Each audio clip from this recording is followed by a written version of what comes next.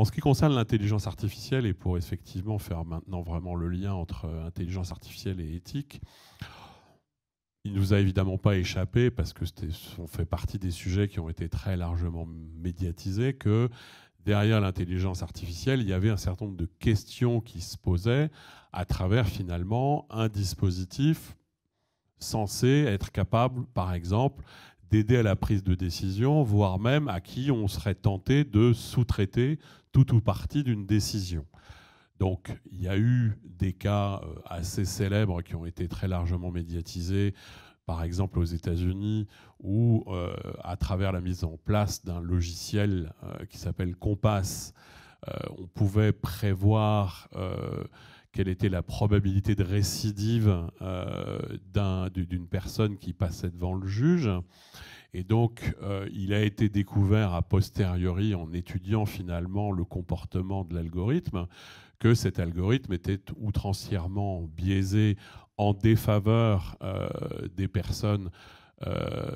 qui étaient effectivement plutôt de couleur noire. Et donc, ces sujets-là sont des sujets qui ont effectivement beaucoup ému à travers finalement la capacité, à travers l'implication d'un algorithme, de pouvoir prendre une décision sur la destinée d'un individu. Alors on peut l'appliquer dans plein d'autres domaines. Ça peut être la décision à travers une logique de scoring de vous accorder un prêt ou de ne pas vous l'accorder, de vous donner un tarif en matière de contrat d'assurance ou de vous en donner un autre. Donc ces sujets-là, en tant que tels, il faut réussir à raisonner pour essayer de comprendre d'où vient ce biais. Et je pense que ça fait partie des éléments qu'il est important d'avoir en tête, parce que quelque part, les biais en question, ils sont très souvent les reflets, bien sûr, des données à travers lesquelles on a fait apprendre l'algorithme, mais ces données, elles sont récoltées dans une société. Donc en fait, bien souvent, les biais sont le reflet des biais de la société elle-même, mais en sachant que ces biais peuvent être soit dans les données, soit dans les personnes qui ont collecté les données, soit même dans le fait que les personnes qui ont développé les modèles d'intelligence artificielle ont,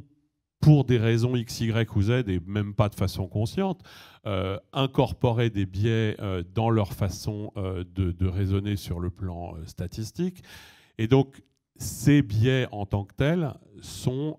des éléments, évidemment, dont l'éthique doit s'emparer, en sachant qu'il y a à la fois des dimensions d'éthique pure, si on veut, mais aussi des dimensions qui sont techniques, au sens où la question d'être capable de détecter des biais dans le résultat d'un modèle, pour prendre cet exemple-là, ça fait partie des sujets sur lesquels il y a des travaux de recherche qui sont, pour certains, bien avancés, d'autres un petit peu moins, parce que c'est un sujet, on va dire, qui a commencé à grandir et embellir finalement depuis pas très longtemps comme un sujet de recherche majeur. Évidemment, derrière cette question, et tu pourras peut-être rebondir, puisque je crois qu'il y a des gens dans tes équipes qui travaillent sur ces sujets, il y a tout ce qui tourne de près ou de loin autour de ce qu'on appelle très souvent de manière un peu générique la transparence des algorithmes, qui veut à la fois tout dire et rien dire, parce que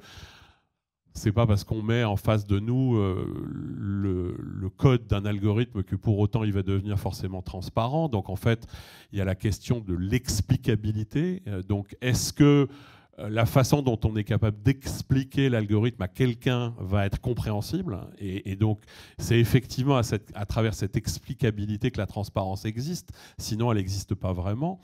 Et puis bien sûr, il y a donc tout ce qui tourne de près ou de loin autour de toutes les questions qui ont été posées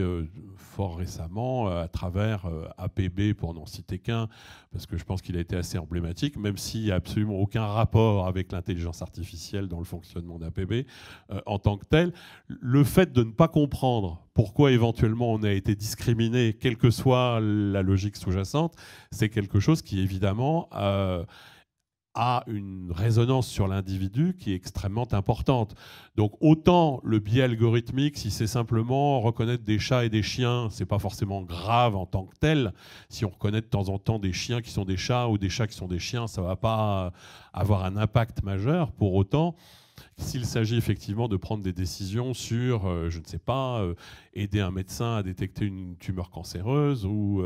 avoir la possibilité de décider qu'on a ou pas un prêt, ce sont des sujets qui sont évidemment des sujets qui ont un impact personnel